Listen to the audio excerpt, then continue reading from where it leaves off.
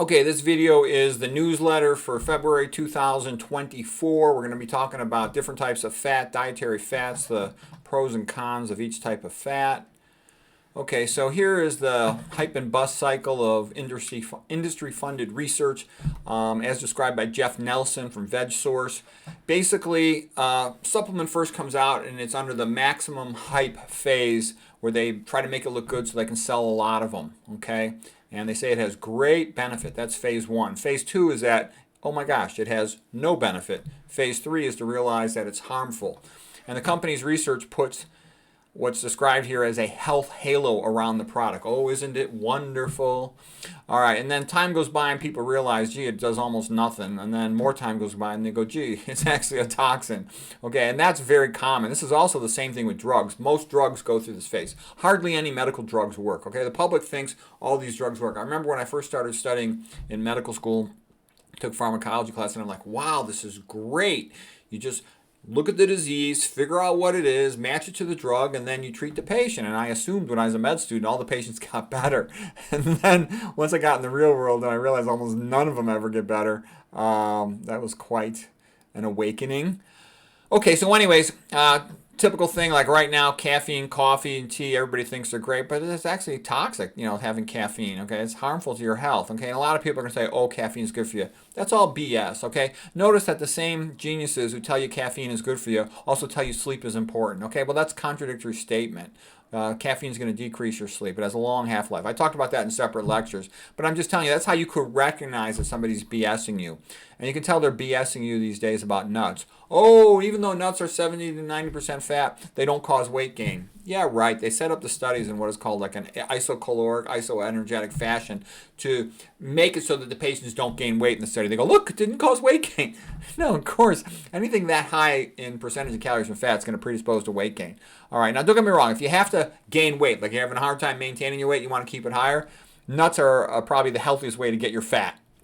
Okay, the worst way would probably be with these omega-6 cooking oils, but still for most people, like my body, if I let it do whatever it wanted, I'd probably get fat. Okay, so I just eat low-fat and vegan diet, and that keeps me healthy and strong. Okay, omega-3s, there are real problems with omega-3s. We're going to go into them in more detail, and of course, the algae one are better than the fish oil one. The fish oil is a disaster of a supplement, but they're still bad. And the way I've set up this drawing here is that you get the original yellow halo of perfect health.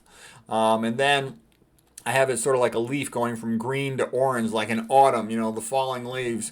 And it's also now the line's becoming discontinuous. It's fragmenting as if also perhaps it's combusting. Okay, you're realizing this supplement is BS. Like soy is such a BS supplement. You hear all these people promoting soy. That's a good way, too. You know that somebody's BSing you. Go back to the papers before it became popular and industry took over the research on it, and you'll see there's lots of problems with soy. 40% of the calories approximately are of fat, and it's super estrogenic. And it has heme, and it elevates insulin-like growth factor, and it concentrates certain toxic things, and it's often GMO processed with hexane. Okay. Multivitamins can be dangerous. We're not talking about that stuff, though. Fish, of course, is toxic. Everybody knows that by now, I hope. Yeah, and Jane Hightower, the lady internal medicine doctor in the San Francisco Bay Area, had a whole bunch of patients that were demented, got sent to her, and she figured out how to test them more effectively for mercury. And they all had mercury toxicity from eating fish. She got them to stop eating the fish, and most of them got better. For some of them, it was too late. They had irreversible brain damage. But just make that point. Okay, so I sort of draw these little tiny devil horns, and then omega-6 cooking oils are obviously, toxins. And that's an important point. There's a difference between the intrinsic omega-6 fats we find in plant foods that are actually good for you versus omega-6 cooking oils where they're highly processed to be made that way, plus they're just from the processing to make the oil, and then it's even worse when you cook with it. Ansel Keys had figured out in the 1950s that saturated fat was very atherogenic, and it is very atherogenic. Don't let these fake paleo, keto, carb, low-carb BS artists, ignoramus liars tell you otherwise. Okay, that's been proven a long time ago from Ansel Keys' 7-country studies to the Mr. Fit studies, etc., etc. Okay, then even going back further in time is F-, in the water. And that got hyped. The aluminum companies just want to get rid of their waste product, and so they hyped it. But basically, it's a major toxin. It lowers IQ. It increases cancer risk. It's harmful to the spine. It's harmful, to a lot of things. Okay, so anyways, this is typical pattern with all these drugs. By the way, almost no drugs work. Okay, if you replace thyroid hormone, okay, and you need to do that, fine. But most of these drugs don't ever work. They just try to hype them up, get them to slow disease down a little bit. But a lot of times what happens is the patient just takes the drug when they could have just cured themselves if they'd have fixed their diet and their lifestyle, which is obviously a smarter thing to do. We're going to have to go through just a little bit of chemistry here, not much. If you have one carbon, it's like a meth. Okay, so carbon with 4 hydrogens is methane. It's like an alkane category of carbon molecules. Notice that carbon always has 4 bonds. You need to know that. Okay, and then if a carbon has 3 bonds to hydrogen, then it's bound to something else that's called a methyl group. You will see that a lot. That's worth knowing, methyl group. And then if it has only 2 hydrogens bound to it, and it's bound to 2 other things, what these red lines indicate, that's a methylene group. And we're going to see this. We're going to talk about something called a methylene bridge, so you need to know that. The backbone of triglycerides is propane triol, which is also called propanol. 3 carbons, and each one has a hydroxyl group on it. A hydroxyl group is also called an alcohol group. That is the backbone of triglycerides, which is how most dietary fat is in the form of triglycerides. Okay, a little more chemistry. You could get by without knowing any of this chemistry, but just what I'm giving you is like the key stuff that'll help you. Ethanol is like ethanoic acid. Ethanol is just with the hydroxyl group on it, so it'd be 2 carbons with a hydroxyl group. This is ethanoic acid, which is also called acetic acid, which is also called vinegar. Okay, and you pronounce the whole thing with an ick at the end. Ethanoic acid, acetic acid when you've got this intact carboxylic acid here. Carboxylic acid is a carbon with a double bond to an oxygen. That's called a carbonyl group, and with a hydroxyl group, OH group. Hydroxyl group is also called an alcohol group. So this is a carboxylic acid. All fatty acids have that. Okay, when you take off this hydrogen, we call it to be deprotonated, then it becomes called ate. So this would be, acetic acid becomes acetate. 4-carbon butyric acid here becomes butyrate. That's the most common one you hear about for short-chain fatty acids. That fiber is made into these short-chain fatty acids like butyrate, and that's used by the gut lining cells to prevent leaky gut. So that comes up a lot. And by the way, the only fat that I think is good in the diet is fiber, which isn't really fat, and that's kind of a joke, secret fat, if you will. All these other fats, the small amounts you get from eating low-fat plant foods, that's what you want. That's what will keep you healthy. And you don't want more than that unless, let's say you're a long-distance runner and you need a large amount of calories, fine. But for most people, you don't need it. Okay, long-chain saturated fatty acids. So saturated means saturated with hydrogens. It means as many hydrogens as possible are bound to the fatty acid tail. A fatty acid has 2 parts. It has a hydrophilic component, which is polar, meaning slightly charged. And it's slightly charged because the En, meaning electronegativity, of the oxygen is much higher than it is for the carbon. Oxygen wants to grab electrons. That's why it's called the ultimate electron acceptor in electron transport in mitochondria. So oxygen has a high electronegativity to grab an electron.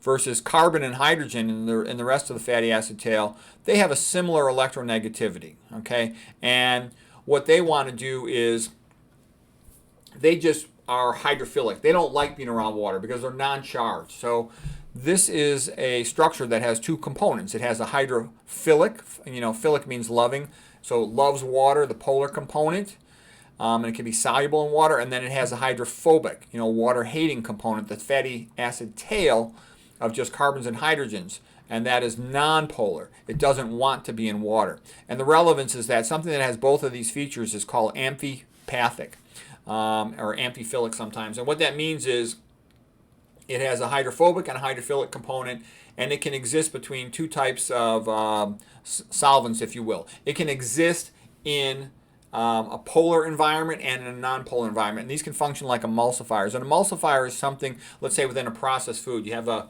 fatty component of the food, and then you have an aqueous watery phase component of the food. So emulsifiers will hold those 2 phases together because their polar component will be in the aqueous water part of that food, and their fatty, oily component will be in the fatty part of the food, and it'll sort of keep the shape intact of the food. That's why these processed foods, they routinely have emulsifiers in there. Detergents and soaps also have these properties because they'll have the ability, let's say you got grease on your clothes or your hands and you wash them with a soap, it can pull that grease from its fatty phase into the water phase with these amphipathic properties. So you're going to hear that a lot, and they can also be damaging to membranes. They can function like detergents. So just know that fatty acids are pretty unique in this sense.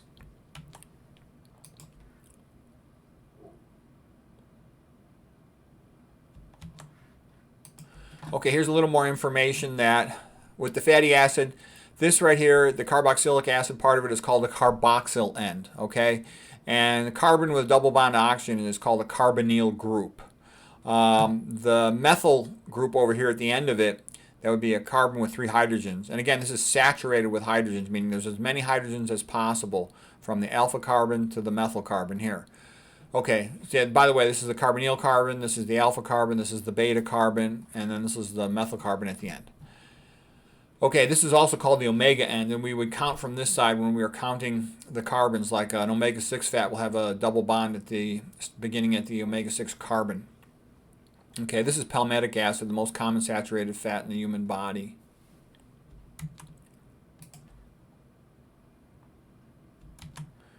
Now, when you talk about sat fat, again, it's saturated with hydrogens. A MUFA has a monounsaturated fatty acid. Mono unsaturation means double bond, so there's one double bond. And the classic MUFA is olive oil, and it's typically called oleic acid.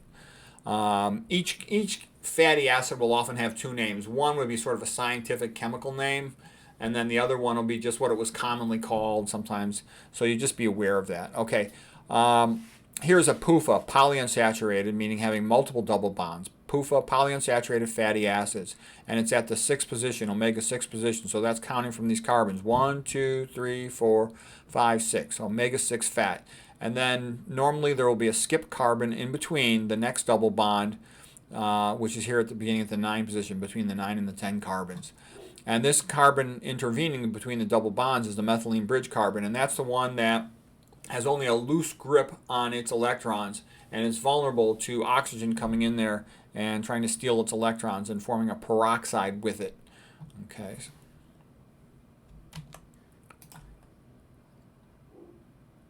Okay, real quick, here's the structure of a phospholipid. These are what make up all your membranes, like your plasma membrane on the outer surface of a cell to keep it separate from the outside world, the extracellular matrix. So here's extracellular matrix, the outside world, if you will. Here would be the cytoplasm inside the cell. And here's the barrier, the phospholipid bilayer. Okay, the purple circles here are the polar, meaning charged head groups. And then the center is the phospholipid fatty acid tails, which are hydrophobic, nonpolar. Okay, and this separates outside world from inside world for an individual cell. Typical phospholipid has a glycerol backbone, meaning the 3 carbons, and the first one will typically be bound, let's say, to a saturated fatty acid, and then you'll have an unsaturated fatty acid next to it. At the site of the double bond, you'll get a little kink in the fatty acid structure. It'll have a bend in it. And the saturated fat next to it, remember saturated fats do not react with oxygen, so in a sense they kind of protect it a little bit from oxygen, and this is a typical membrane phospholipid. It's called a phospholipid because you got lipid fat here combined with a phosphate, and then you'll have a polar head group on top of it. Okay, it's like a common one would be serine. Okay.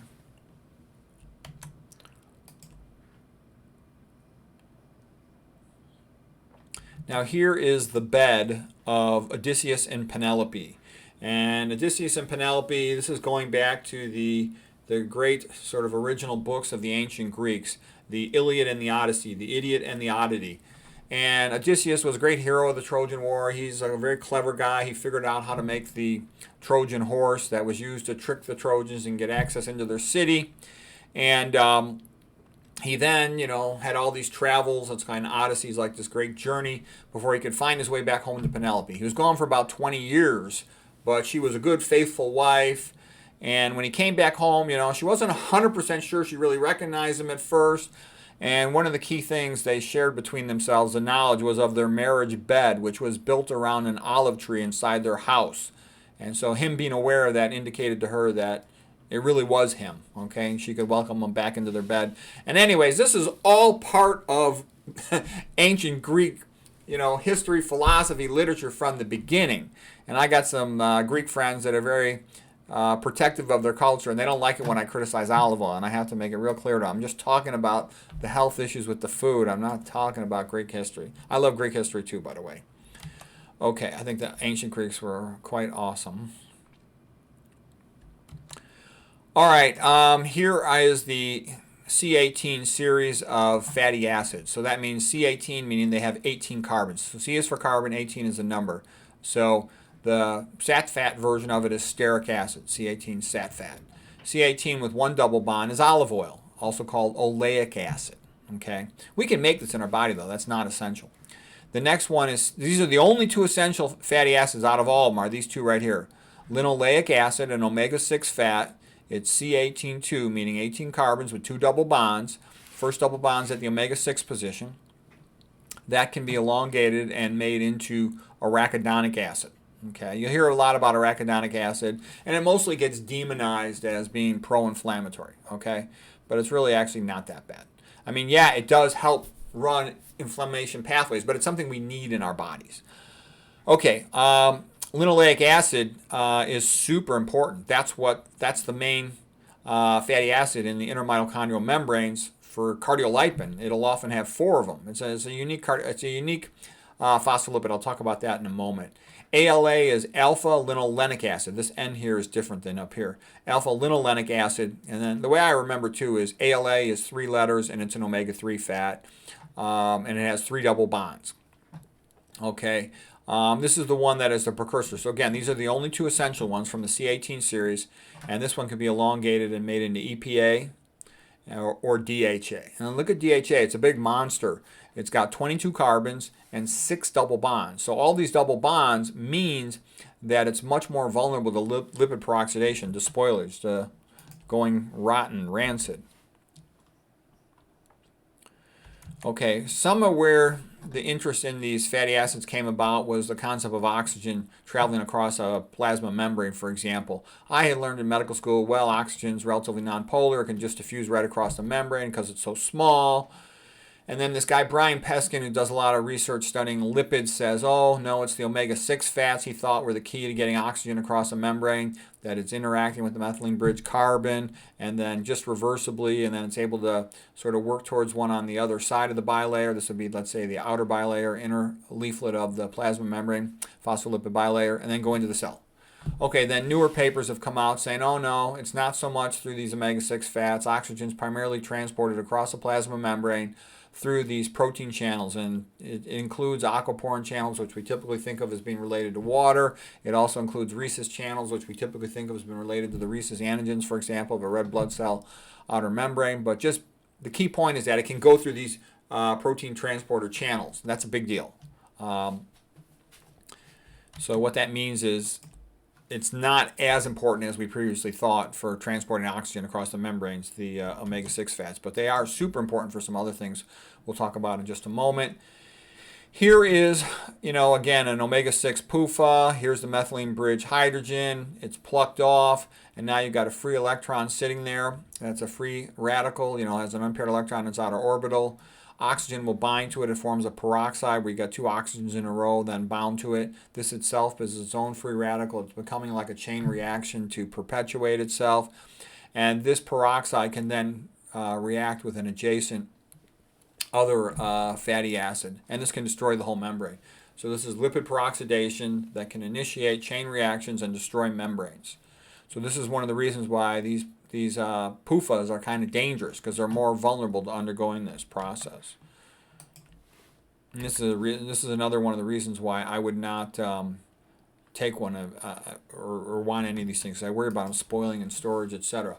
Okay, here's cardiolipin. Cardiolipin is a very unique fatty acid, primarily thought of as being related to the intermitochondrial membrane.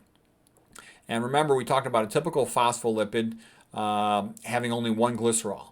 Cardiolipin has 3 glycerols. Here's the 3 carbons in a row. That's the key feature of glycerol.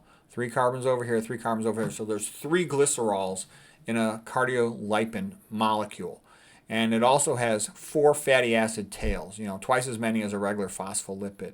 And they typically are all the same thing, this omega-6 linoleic acid. Okay, and that's my point. Linoleic acid is super important, you know, perhaps in a sense it's the most important fatty acid in your whole body because it's part of your mitochondria, the energy factor of your body. And these cardiolipins are related to stabilizing the electron transport complexes of the inner mitochondrial membrane. So that's all a big deal. And you can switch out, if you supplement with lots of omega-3s, they can start to switch out for these in your inner mitochondrial membranes and cause dysfunction in your mitochondria, which to me is a big deal. And that's a reason why I don't like the idea of supplementing. Brian Peskin, came up with this from studying the research, and I wanted to know, is he telling the truth? And I real quick found 3 papers saying the same thing. So that's one of the reasons why I don't like that idea of supplementing with omega-3s. The only exception would be if I had a refractory autoimmune disease, I would try omega-3 supplementation before I would take any of those other more powerful immunosuppressant drugs like rheumatologists typically prescribe, things like methotrexate and all that. Those are like almost like chemotherapy. Okay, here's a cardiolipin. This in case it's bound to cytochrome C of the inner mitochondrial membrane. And if you damage this by lipid peroxidation, you can potentially release its bond with the cytochrome C, and then that can be released from the mitochondrial membrane and cause a cascade of reactions leading to cell death by apoptosis. So that means gradual cell death, programmed cell death. It's a programmed slow cell death whereby the cell can recycle itself, so its inner chemical constituents can be sent to other locations. They'll be ingested by a macrophage and then processed and sent to other cells, so something useful can come out of it. But you don't want your brain cells dying, okay?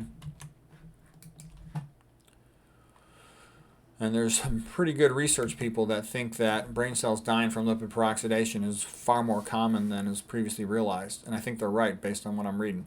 Okay, so anyways, here's DHA. DHA is like the typical fish oil, big monster omega-3. And so docosah, D of DHA is docosah for 22 carbons, the Greek number. Hexa means 6. There's 6 double bonds. Ene just means the double bonds. And then ic, it's a carboxylic acid. Okay, so here's the carboxylic acid component. This is the carbonyl carbon, the alpha carbon, the beta carbon. We're starting at the omega end here, also called the methyl end. Carbon 1, 2, 3, 4, 5, 6, but it starts on the 3. So the double bond, this is an omega-3 fat.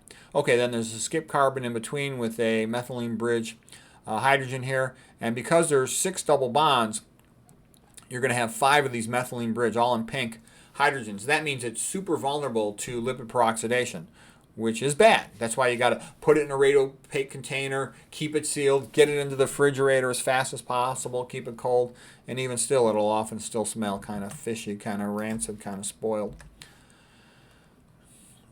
Okay, this is real quick, just showing you what's the best thing to eat is starches. Starch is a polymer of glucose, stretches your stomach, early satisfaction of hunger, goes into your intestine. The glucose is then slowly separated from the fiber and goes into your blood and keeps you energetic. You get a relatively normal blood glucose because it only goes up a little bit from a starch in comparison with if you just had simple sugars, like you drank a drink with a spoonfuls of glucose in it, you would spike your sugar and it potentially come down too fast and could potentially cause rebound hypoglycemia. Okay, so anyways, I also make the point is the glucose is absorbed just in these small glucose molecules. That's a relatively small molecule, like a 6-carbon sugar, in comparison, let's say, with an 18-carbon fat. All right.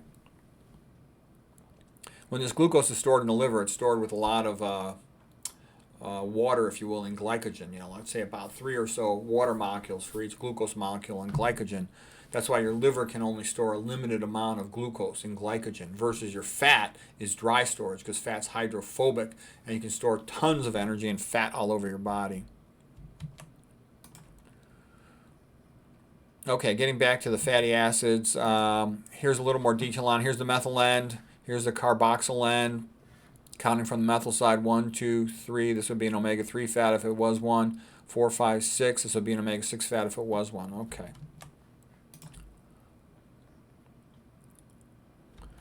Now, if we look at some of these fats here, let's say we've got a sat fat. That means all the carbons are saturated with hydrogen. That's why they're called saturated fat.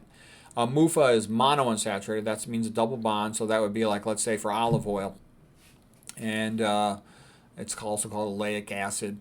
So you have a single double bond there. A PUFA is polyunsaturated, meaning 2 or more double bonds. And there'll be a skip carbon in between with the methylene bridge hydrogen on there that can be plucked off for lipid peroxidation. Okay, and this is the typical linoleic acid, omega-6 fat. Okay, C18, 18 carbons, 2 double bonds. This little W is the omega symbol, and so the putting it at the 6 tells you it's at the 6 carbon.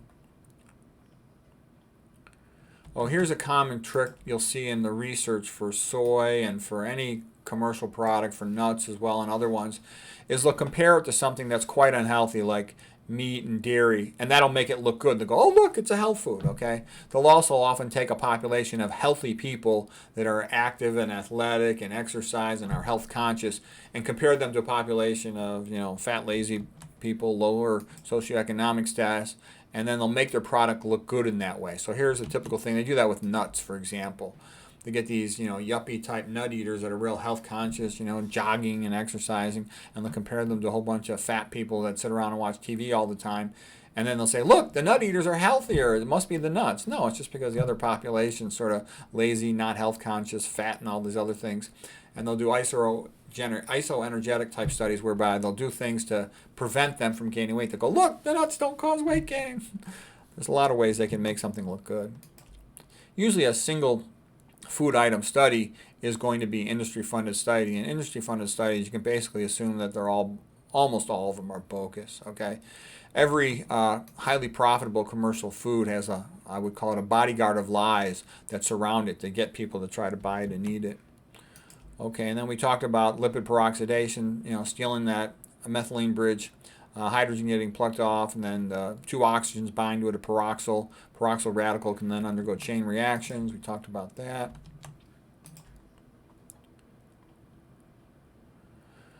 Okay, one of the other products of lipid peroxidation is this toxic aldehyde, hydroxynonenal, and it's kind of a good name. So 4-hydroxy means that it's on the carbon number 4, and that's a hydroxy group. Non means 9, so there's 9 carbons. Okay, ene means there's a double bond.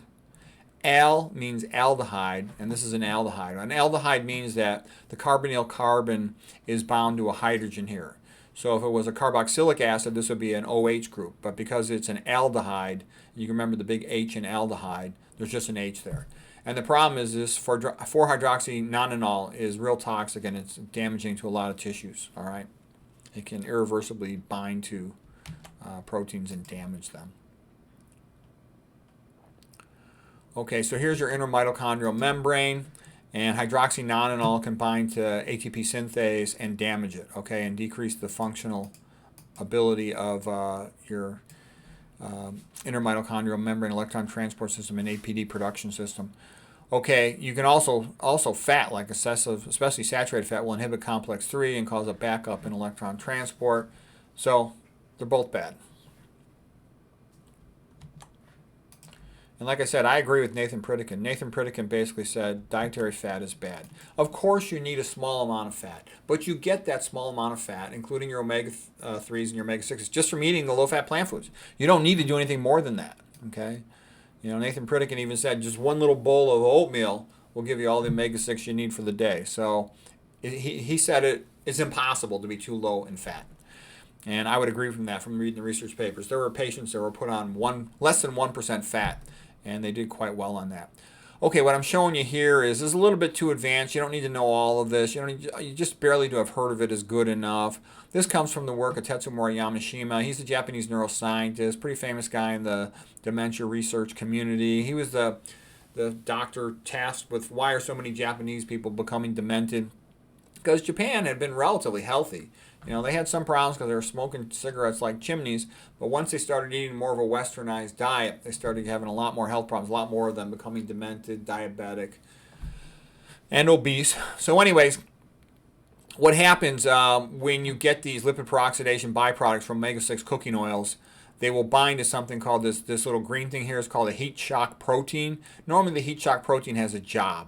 It's sort of a chaperone. You can think of it as like a taxi driver or a Cadillac driver, and it chaperones these proteins once they become dysfunctional to take them to the lysosome. That's sort of the recycling plant to be recycled.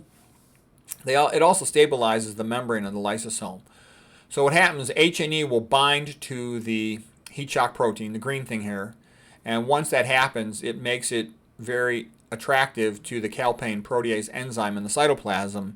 And the calpain protease, I think that's a good name. Cal for calcium, pain for painful consequences. When that thing gets activated, it chops up the heat shock protein, and now you can't transport the dysfunctional proteins, and you can't stabilize your lysosome membrane. So the lysosome breaks apart, and it starts leaking a toxic enzyme called cathepsin into the cytoplasm that just goes around eating and destroying everything. Okay, so what's the point? The point is omega-6 cooking oils activate this cascade of reactions that damages brain cells, damages pancreatic beta cells. It also damages your hypothalamic hunger center. All this work is related to the work of Tetsumori Yamashima. And so the bottom line is you don't want to eat those cooking oils. They really make you sick. And a lot of people do it out of habit, and they pay the consequences. Okay, here's one of Tetsumori Yamashima's papers. That's him, Tetsumori Yamashima, and that's what it's called. The whole theory is the calpain cathepsin hypothesis. He also wrote a book about it. This is what I was talking about, how the calpain protease enzyme then will cleave heat shock protein number 70, and he feels that it's a major contributor to causing Alzheimer's disease.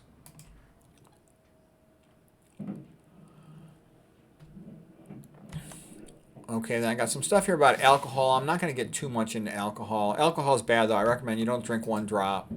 And people say to me, why am I so absolutist? Because I want you to be healthy. Look, you can do whatever you want, but alcohol is not good for you. It is bad for you. Nothing good comes from it, so why bother with it, okay? And to me, somebody saying, oh, I enjoy getting drunk. Well, yeah, why? You want to poison your brain? Are you stupid? You know, why would you want to damage your brain? Okay, so we're not going to talk about alcohol. It's just sort of part of this sort of chapter here, if you will. All right, let's see. Oh, what about all these doctors who say that olive oil is heart healthy? I believe that's all bogus, that what's happened is the industries have set up the study comparing olive oil, you know, to a cohort that has other bad health habits. They make olive oil look good, much better than it really is. I think olive oil is a bad food. It's not that bad, but it's still bad. A lot of times, too, you know, it comes, let's say, from Italy, and sometimes you've been tricked. Olive oil is kind of expensive, so if they can put some cheapy crap oil and sell it to chump Americans, that's not really olive oil. They can charge a lot of money for it and make a big profit margin. So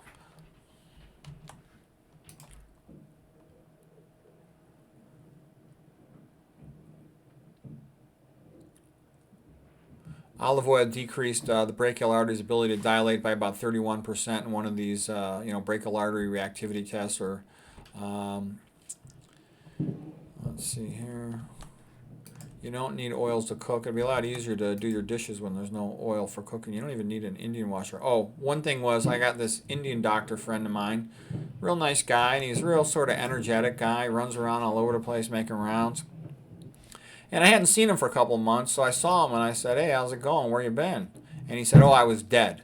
And I go, well, what do you mean you were dead? He says, oh, I died. I had a myocardial infarction, a heart attack. I coded, but they successfully resuscitated me, and they put in a coronary stent. And I said, I thought you were a vegetarian. He says, I am. And I said, it must be the oils. Do you put oil in your food? And he goes, yeah, you have to for cooking. I said, no, you don't. And whenever I hear somebody who's a vegan tell me they got coronary artery disease, you know, it's usually the dietary oil. Atherosclerosis, you know, gets just as bad from eating MUFAs, PUFAs, or sat fat. All fat is atherogenic, okay? That's an important thing to realize. Also, we know that Caldwell Esselstyn, all he had to do was put people on a low-fat vegan diet with no oil, no nuts, no caffeine, and he's got 40 times better results than the so-called Lyon Mediterranean diet study. So, I mean, why would you even want to bother with that? And as a matter of fact, when anybody gives you a hard time about, oh, is your diet as good as the low-fat vegan diet, all you got to do is tell them, look, the low-fat vegan diet, it's the only diet ever shown to reverse coronary artery disease. What more do you want? No other diet has done that, so don't kid yourself. Okay, and like I said, too, in the real world, even though, you know, what's the cure rate for stents? 0. What's the cure rate for drugs? 0. What's the cure rate for cardiac surgery? 0 for coronary artery disease, atherosclerosis. So why is it that 99.9% of people, doctors and patients, they choose drugs, stents, and surgeries over the vegan diet? They choose a treatment approach that has a 0% cure rate. 0% cure rate. When they have another one that has almost 100% cure rate, 99.4% in Esselstyn study. Why would you do that? That's just stupid. Okay, and it's also financially biased. Okay, the doctors don't know nutrition, epidemiology, toxicology, but it's just how it is. It's kind of weird, but there's a lot of things like that in medicine. People always choose the thing that never works. Stupid, like hypertension. You can cure most early hypertension just a low-fat vegan diet. Type 2 diabetes, you can almost always cure it low-fat vegan diet. But almost no one goes down that path.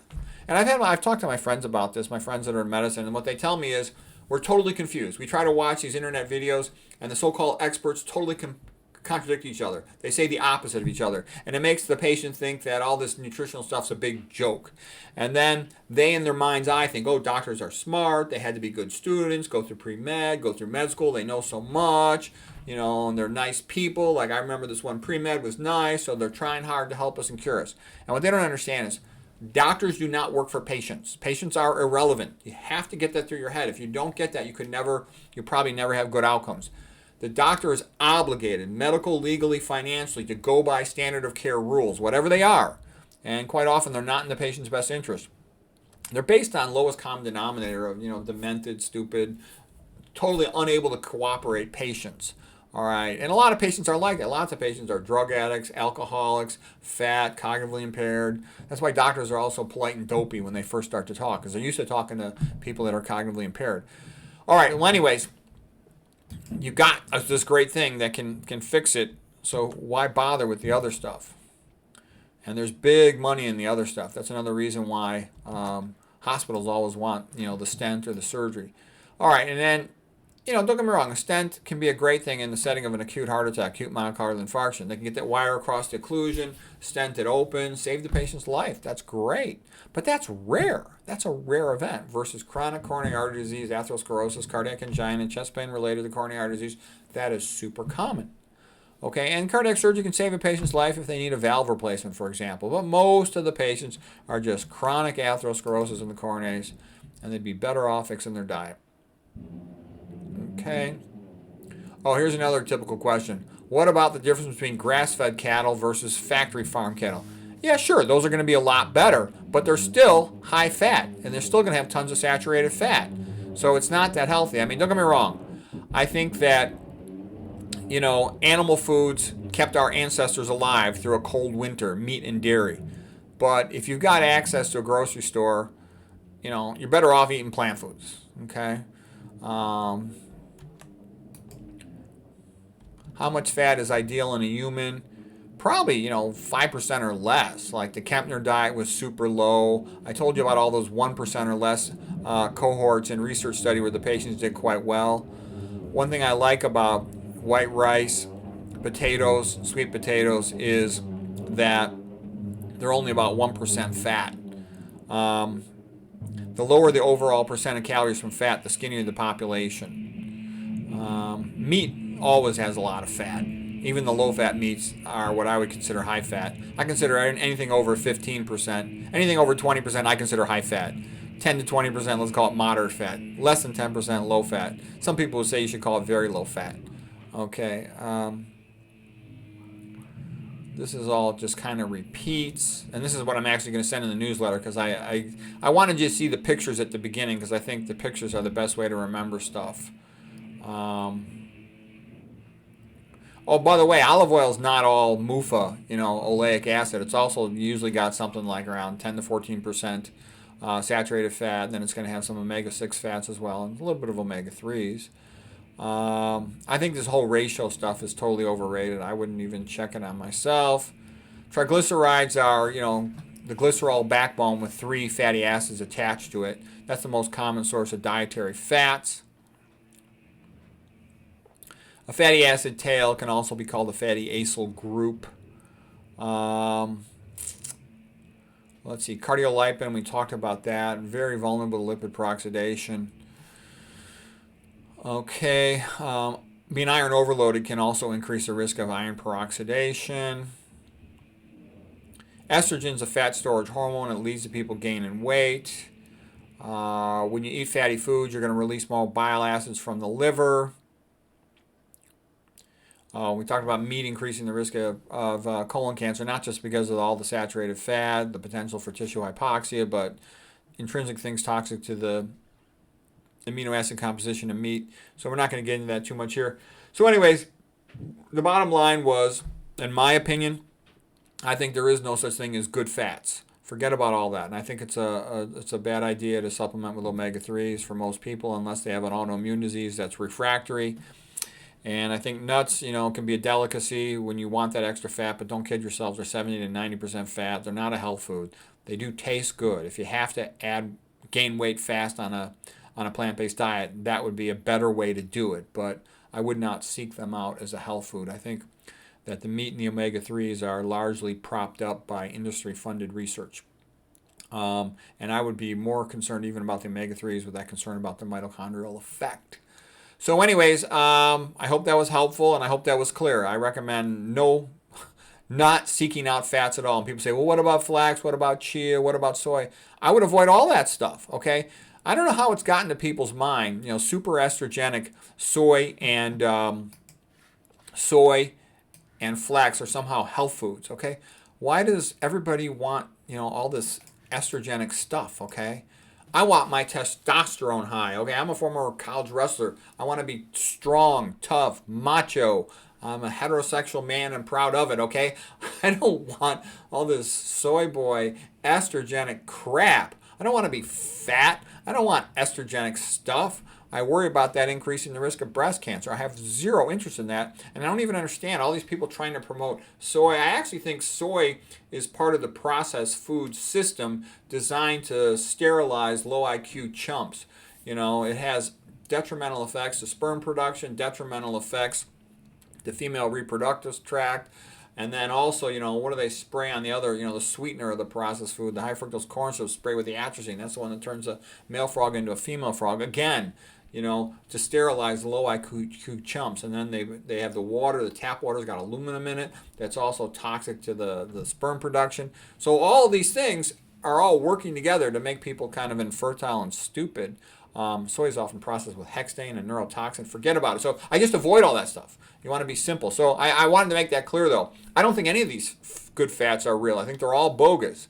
And I think what you want is just the small amounts of omega-6s and omega-3s that you get in plant foods, which is all you need. The fish itself gets its omega-3s from the plant food. The fish, comes from really cold water. You're near freezing water, and it needs those omega-3s to not freeze. Whereas humans, we're not living in that cold, most of us, luckily for us. So anyways, I hope this was helpful.